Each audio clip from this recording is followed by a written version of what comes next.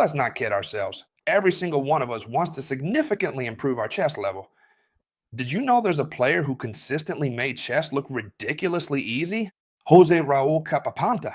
While all the other players have always made things complicated for themselves, spending their whole lives searching for impossible tactics, right? Don't tell me we haven't seen games here on this channel where we've watched super complicated tactics that are useless to us because we probably never would have thought of them, right? And what if I told you that this is exactly the skill that's probably going to help you gain more elo and in a much easier way? I'm convinced that when you finish this video, you're going to want to go back to the beginning and watch it again, because many of the ideas I'm going to show you today will change the way you see chess forever. I promise, you'll see chess in a much simpler way. All right, let's check out this example, because I promise you're going to find it fascinating. Capablanca started with the queen's pawn to d4. Honestly, the opening moves aren't the most important thing, since as you've seen on this channel or any other, there are so many great openings in chess. There's no magic opening that's better than all the others, right? All right, so let's go through these moves a little faster. All right, double queen's pawn. And here Capablanca decides to play the Queen's Gambit, an opening that's of course covered on the channel. But among so many, you can just pick the one you like best and play that opening. From here, the player with the black pieces defends the Queen's pawn with the c-pawn. Something super simple. Capablanca keeps developing his pieces. You know, the knights, the bishops, and then castling. Black sets up this arrowhead formation, which for those of you who don't know, is called the semi-Slav defense. And as y'all already know, Capablanca always looked for the best move. He didn't try to look for a deadly combination. Like I said, he always aimed for the best move. Well, what's interesting is that normally in chess, there's several very good moves. For example, here, knight to c would be a very good move because we're developing this knight. Well, we might say, I want to develop these two bishops, but which one should I develop first? Simple. I want to develop this one first. Because imagine that to develop this one, I need to move this pawn. Then I'd be blocking the path of the other bishop. That's why I developed this bishop first. And in this case, I place it on the g square to directly attack the queen. Well, black blocks the threat to the queen with their bishop and presents us with a question. Should we trade bishops or not? Well, Capablanca says, if you're attacking it with two pieces, the bishop and the queen, and I'm going to lose it, then you know what? To avoid wasting time, it's simple. I just won't trade bishops, and that's it. Nothing more. Black recaptured. Notice that up to this point, you can't say otherwise. He's just making super logical moves. Let's try to understand all of them. At this point, I don't know if you knew this, but Capablanca is the player in history with the highest average game score. In other words, the player in history who makes the fewest mistakes. And do you know how he does this? I also thinking about what his opponent would do. This is key for our chess level. Pay attention. What does the opponent want to do?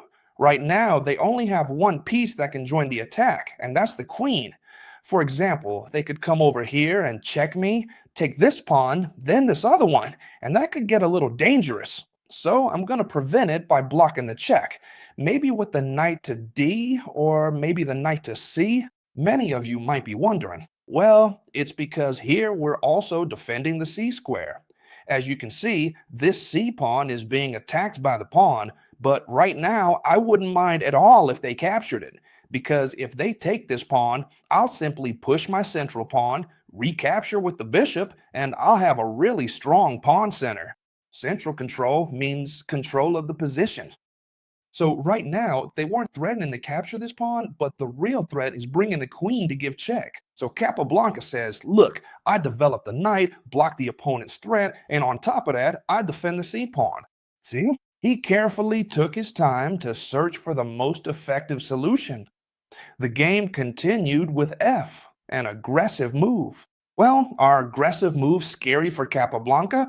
No, he's not afraid of aggressive moves or passive moves, just like we shouldn't be affected by them either. We simply need to think, okay, how should I react? When they advance too much, be careful, because they're also leaving a lot of weaknesses, which means we can take advantage of them. For example, at some point, we can take advantage of this knight jump to the advance post.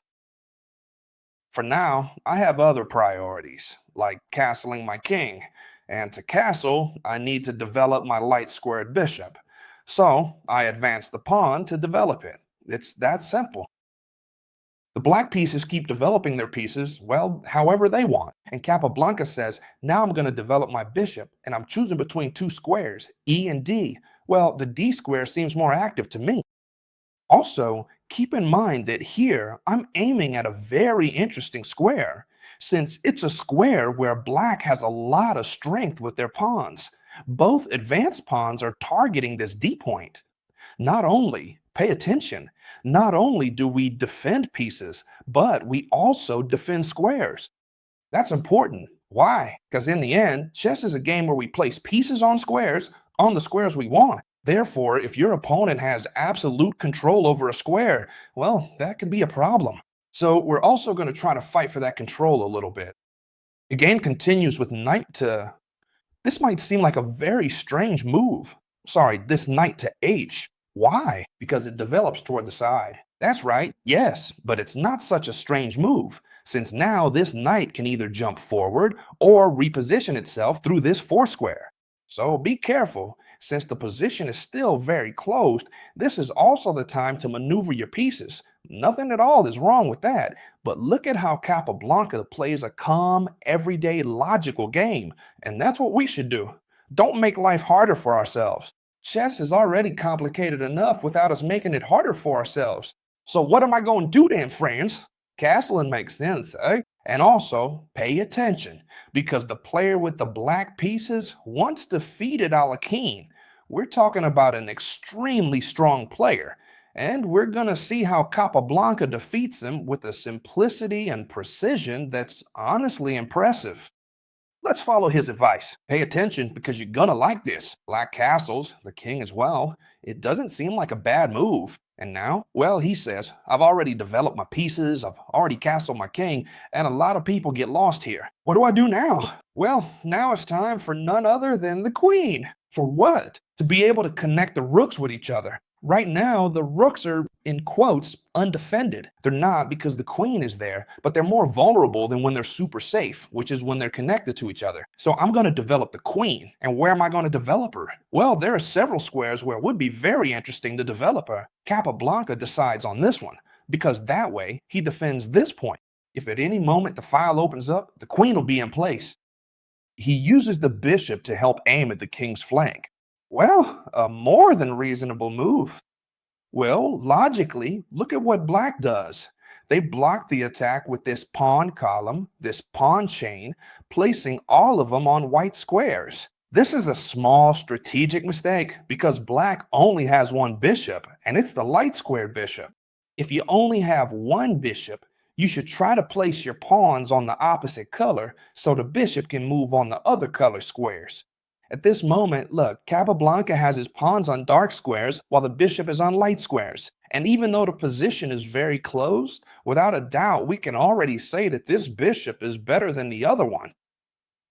The game continued. How did it go on? What do I do now? Well, Capablanca, I have nothing else left to do.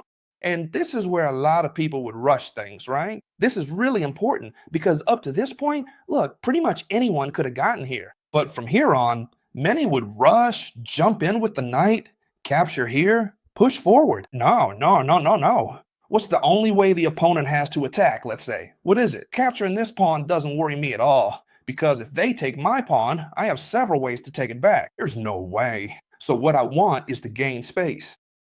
This is a little trick Capablanca used to use, which is actually a pretty well-known trick, but it works like a charm.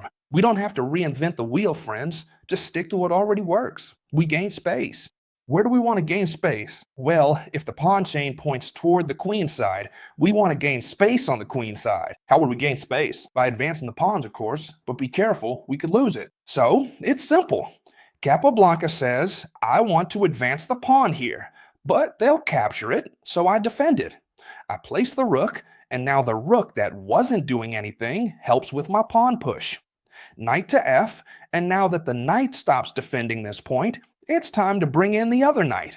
Do you get it? Improving the position of my knight now that you can't capture it, so that if you attack it again, I can reinforce it with f, I can reinforce it with the other knight A, and this central knight will be very well placed. Indeed, black attacks it with that other knight that seemed to be doing nothing, and now, well, white, Capablanca, reinforces it. It's really that simple, because as black now decides to capture, look, I'll show you. White would just have to recapture right here. The knight would be forced out and would have to retreat immediately. Black would be left very short on space. The rook would gain a clear entry route, and that's exactly why black doesn't want to eliminate this knight right now. For now, they play bishop to d7. Would you trade this knight for this bishop? No, that's a huge mistake. It's a huge mistake because you'd be trading a really strong piece for a bishop that's terrible. It's a very bad piece because it can't do anything. It's blocked by all its pawns. And that's why this bishop can't move right now.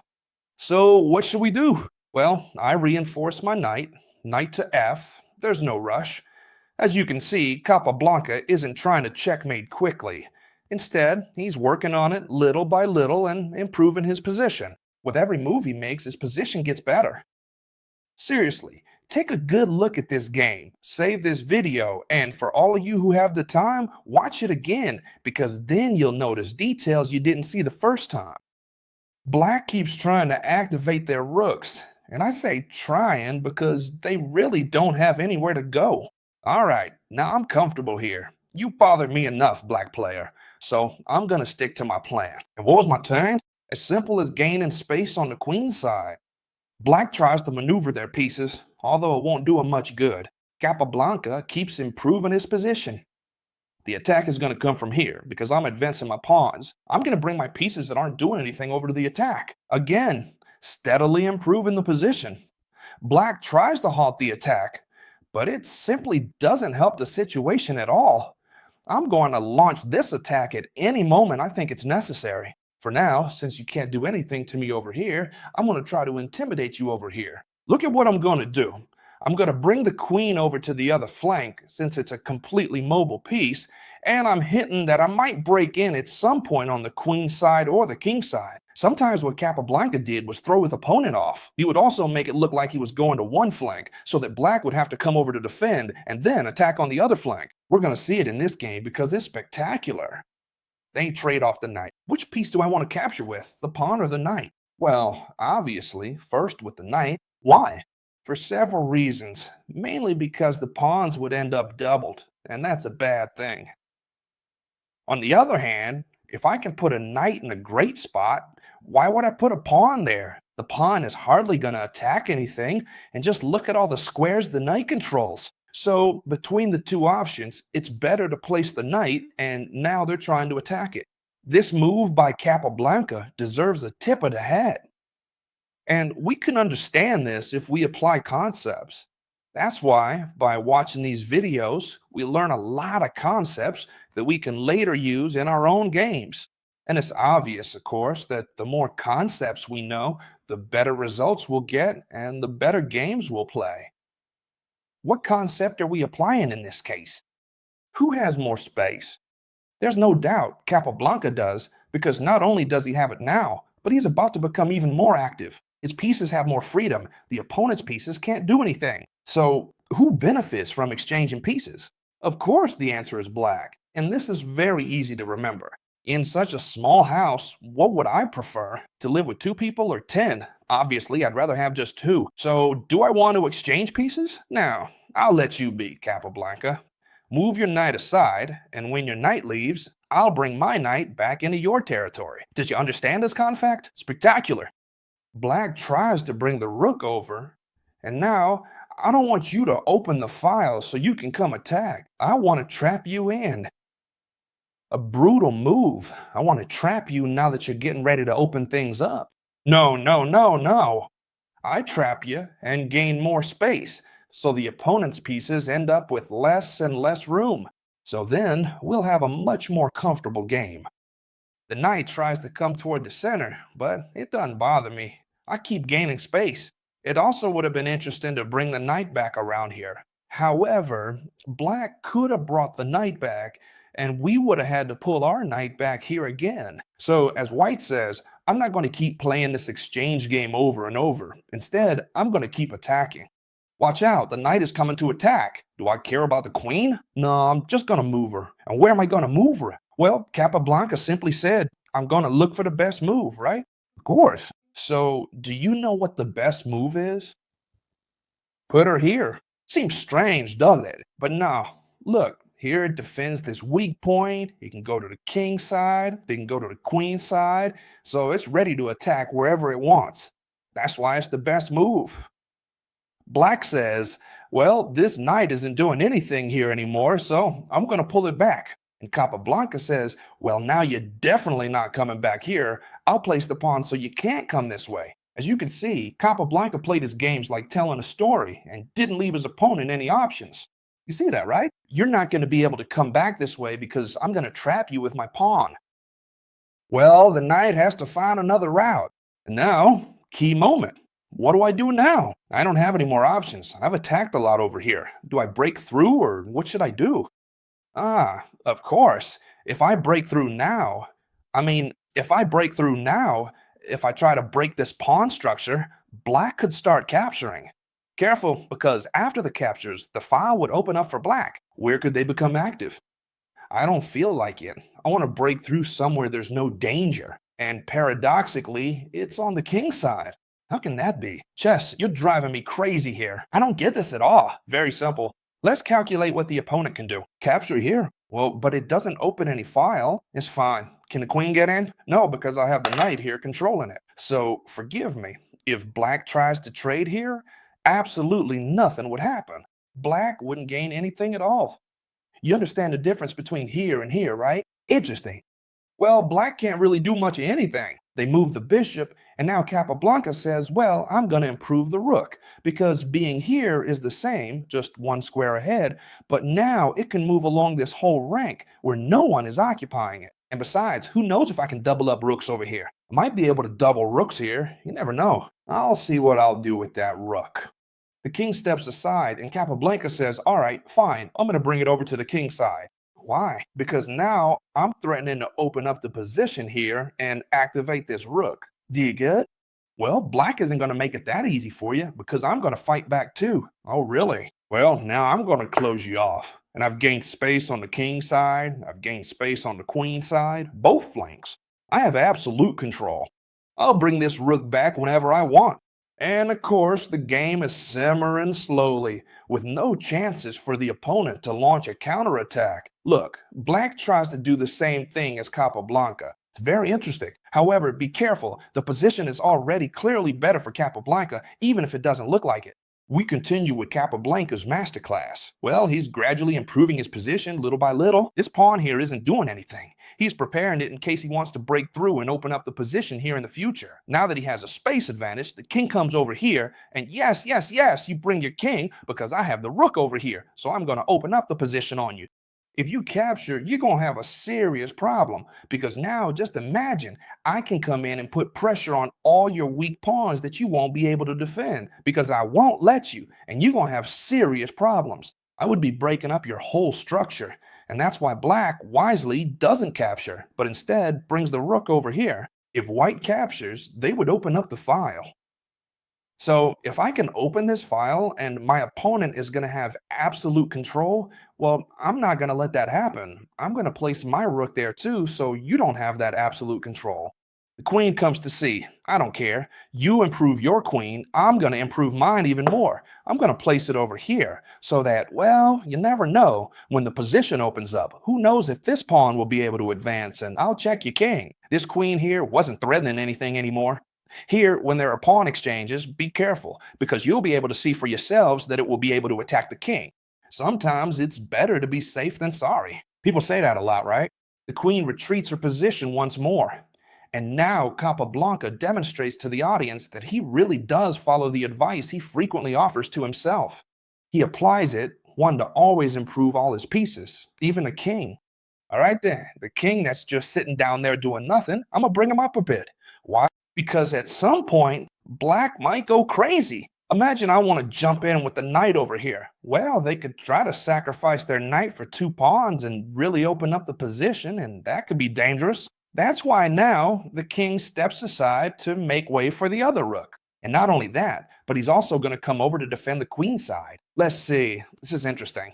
The rook comes over to defend, and now Capablanca says, well, now I'm going to attack you along this file, which you're not defending, and I'm going to bring my queen there. You'll see what an interesting plan this is. The rook comes back over here, and now the queen advances little by little. There's no rush, just slow and steady. Black might think, well, Capablanca is wasting time, so I will too, and this will just end in a draw.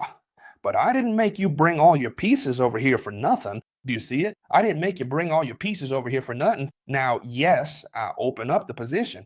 Why? Because you don't have any defenses here anymore. They're all on the other flank, and that's why now is the moment to break through. And when they capture over here, what do? Capture here? No, no, no. Look at his move by Capablanca. Look, it's giving me goosebumps. I push the pawn and check. So now the king effectively blocks both of those rooks from returning back to defend the position. Careful, the king can move, and then the rooks will be able to come back in. But then they're already losing time. Time that we're going to take advantage of, first by capturing over here. Careful, careful, careful. Once again, the queen is on the next ray. This pawn can't be captured. Big mistake, big mistake. Notice that Capablanca wasn't looking for spectacular combinations, but rather combinations of one or two moves that practically anyone could find, but lethal ones. If you capture this pawn, there is a discovered attack. Check with the queen, and I take your bishop. See it? So you can't capture this pawn. Well, maybe the opponent sees it, but it doesn't matter, because the threat is extremely strong. So what is the threat? Well, now, no matter how much you try to free up your rooks, I block you here with the idea that I have a spectacular pawn chain stretching to both flanks, where I can start to break through on the side, and for now, I control the file. Black wants to come and fight. The queen is being threatened, so it has to move. There aren't many squares either. And now, the only open file remaining on the board, that is to say, the single direct connection between black's flank and white's flank, is this critical A file. A file that's completely double dominated by Capablanca. Look at this. How does Capablanca continue? Simple. I move the queen aside so that here it attacks the rook. Not just the queen first, but always let the rooks go ahead. We're not going to place the queen as the main attacker, as a possible source of attack for the opponent. And now what? Wow, look at this! I placed the rook on an advanced post. Those of you who are in the academy have seen this, right? A lesson about the advanced post. If it's in the center, we place a knight. If it's on the side, we place a rook. Those of you who've seen the academy lesson will have this super clear. And once it's placed here, then what? Well, of course, if they want to exchange it, the pawn will become a pass pawn about to promote. If not, I'm going to triple up on this file and once again have absolute control. Now am I going to do that? Well, I'm going to bring over the other rook, which isn't doing anything at all here. And how am I going to continue? By bringing over the rook that's not doing anything at all. This game deserves to be watched several times. Make sure to save this video. Well, black continues with their plan, which is basically trying not to die, right? And white keeps improving their position more and more. Of course, black just can't move. Think about black's possible moves. There aren't any available. And now, Capablanca sets up the classic Alekin's gun, which we've also seen in a lesson before, right? Alekin's gun. Rook, rook, and queen with absolute control over this file. And now that I have everything set up, right? No, remember the possible sacrifice black can make here at some point. I'm going to bring my king over and everything will be defended. Even on my last two ranks, I have nothing to worry about. Just imagine the space advantage I have. Black does what they can, and Capablanca keeps improving his king, also protecting this pawn, which is the source of possible knight sacrifices. They don't even let him sacrifice. Impressive. The king moves and black can't do anything. Capablanca keeps improving his pieces. He's in no hurry at all for now. Look at what he does with the queen. Again, putting the king in a skewer. He moves, and the king moves too. And you might ask, hey Chessteacher, why is he moving the king if he already brought it here? Well, with the simple idea, just the simple idea of maneuvering his knights, this knight is going to move. This knight is going to move, and then the king would be very exposed over here. So I'm going to hold it back a little so it's not so exposed. Since I have all the time in the world, I bring it back. Now that he can't sacrifice anymore, I leave. It's that simple. How does the position continue after this king to g? Well, black keeps maneuvering with their king, but unlike white, white does it with a purpose. Black does it because they can't do anything else. And now I maneuver with the knight to attack the only weakness that's easy to target, which is the weakness on B. Once I manage to win that pawn, I'll pretty much win the game. And how do you do it? Well, now I come to attack over here because I want to bring the knight to square A, from where it will attack B perfectly, right? And that's how it's done. I attack this point. Of course, black has done what they can here to defend, trying to protect everything. But here's simple combinations from white's side. You can't capture my bishop, or, well, you can, but then I'll capture the other one. So if you do it, and you have no other choice, because if you don't, you'll lose the pawn, that means when you do, you've just lost your support on B, and now I have a passed pawn. And not just a passed pawn, but a passed and supported pawn. You'll never be able to capture it, and it's just 2 steps away from queening. So the game is practically won. They try to trade pieces with me. Trading for no reason is useless. Capablanca used simple combinations, and in this case, the combination was, I take this knight, and when you take my rook, I get a knight for a pawn, attacking your queen and both rooks. Simple combinations, in quotes, because they're just 2 moves, but they're effective, not some crazy combination. I'm attacking your queen, obviously it has to move, and when the queen leaves, I'll simply capture one of these 2 rooks. Here, the player with the black pieces already resigned, because look, after capturing here, winning this endgame would be as easy as eating a piece of bread, right friends? Why? Because these 2 passed and supported pawns are going to promote with, or rather practically without any effort. It's going to be extremely easy. So look, Capablanca, simple but effective. Make sure to remember this lesson. By the way, super important, last 10 days, okay? Since I'm recording this right now, there might be a much shorter amount of time remaining before the official launch price of the Academy ends. So if you want to join the Academy, do it now, my friends. Let me explain. The launch price has been available since day 1. It's lasted 2 or 3 months. Spectacular. For all of you who joined us right at the initial launch price, please know that the upcoming price change to the regular rate won't affect you at all. You'll actually keep that special launch price forever, or at least until you decide to cancel your subscription. It's like a lifetime reward that I've given you as a thank you for the trust you've placed in me. You joined at the launch price, you were among the first, and you'll keep that price forever. Another. Is the 7-day trial plan for €1 still available? Yes, it's still available for €1 or $1, depending on where you're from. It's still available, okay? If you sign up with the $1 plan while the launch price is still active, you'll be able to keep it forever as well. In other words, if you join now, you'll also get to keep the launch price forever. Important, if you enjoy learning chess, I assure you, it's gonna be worth it. You can cancel whenever you want, and there are also new things coming, okay? You'll have it in the Academy, you'll see it, you're gonna like it, new things are coming, and you're gonna love them. If there's only 1 day left, this is also a common question. If there's just 1 day left before the launch price ends, what I do is sign up with the €1 trial. Of course, once these 7 days are over, the trial will no longer be available. Yes, don't worry, for you, yes. If you join, in other words, if you still see the countdown showing it's available, you can sign up with the €1 trial, and when the trial ends, you'll be charged the launch price. Alright, let's go. That said, Chessteacher, cut the nonsense. Make sure to save this video, leave a big like if you want more, and I'll see you inside the Academy, of course. And you can talk to me anytime you want if you have any questions. I hope you loved this video, and I'll see you tomorrow in the next one, friends. Goodbye.